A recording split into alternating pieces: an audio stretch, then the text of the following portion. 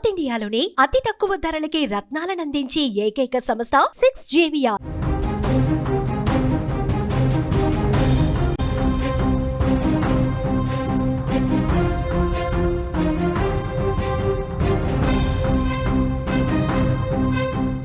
మరో breaking news చూస్తున్నాం. తెలంగాణలో భారీ వర్షాలు బీభత్సం సృష్టిస్తున్నాయి. ఎక్కడ చూసినా వాగులు వంకలు పొంగి పొర్లుతున్నాయి.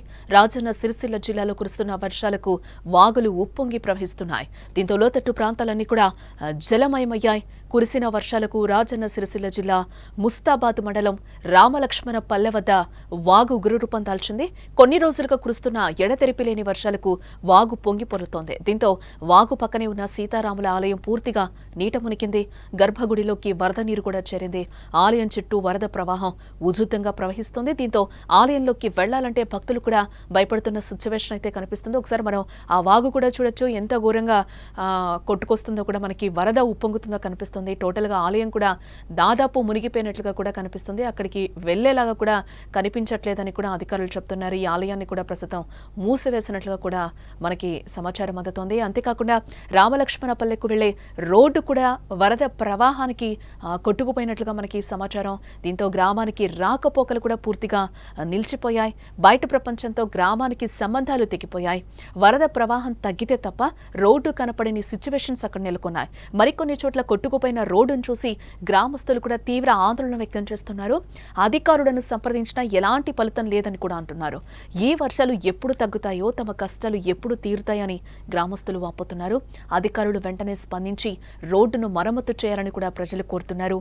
గతంలో ఎన్నడూ విధంగా చూడలేదు అని కూడా వృద్ధులు చెప్తున్నారు. ఈ వర్షపాతం అంత ఎక్కువగా నమోదైందని కూడా వారు అంటున్నారు. ప్రస్తుతానికి వాతావరణ శాఖ మరో 4 రోజులు భారీ వర్షాలు ఉన్నాయని కూడా హెచ్చరిస్తోంది. కాబట్టి ప్రజలు చాలా అప్రమత్తంగా ఉండాలి. ముఖ్యంగా వాగులు వంకల దగ్గరకు వెళ్లకుండా జాగ్రత్తలు అయితే తీసుకోవాలి.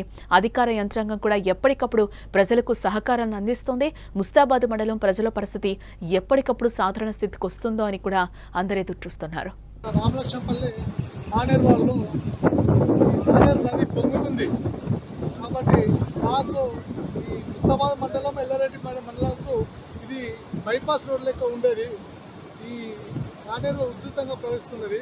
గత 38 సంవత్సరాల క్రితం ఈ వాగు వచ్చింది. అంత అప్పటి నుంచి ఇప్పటి వరకు ఇప్పుడే ఇంత పెద్ద వాగు వచ్చింది. మా రాములవారి గుడి చూత ఈ చుట్టూ మేము పెట్టిన ఒక 4 లక్షలు ఖర్చు పెట్టి జాలీలు కానీ ముంగడ మెయిన్ డోర్ కానీ పెట్టాం. అది చూత కొట్టుకపోయినాయి. ఈ రోడ్డు ఉండే మాకు కాజ్వే ఉండే. నేను గత 5 సంవత్సరాలు సర్పంచ్ చేసిన. అప్పటి నుంచి మాకు మంత్రి గారు కేటీఆర్ సుతా ఇది బ్రిడ్జ్ కావాలంటే సార్ సుతా నెక్స్ట్ ఇయర్లో చేస్తామన్నాడు.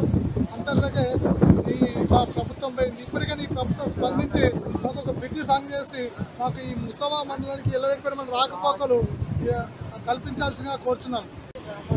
మాకు ఎప్పుడైనా ప్రతి సంవత్సరం వర్షాలు వస్తే ఇదే ఇబ్బంది అవుతుంది.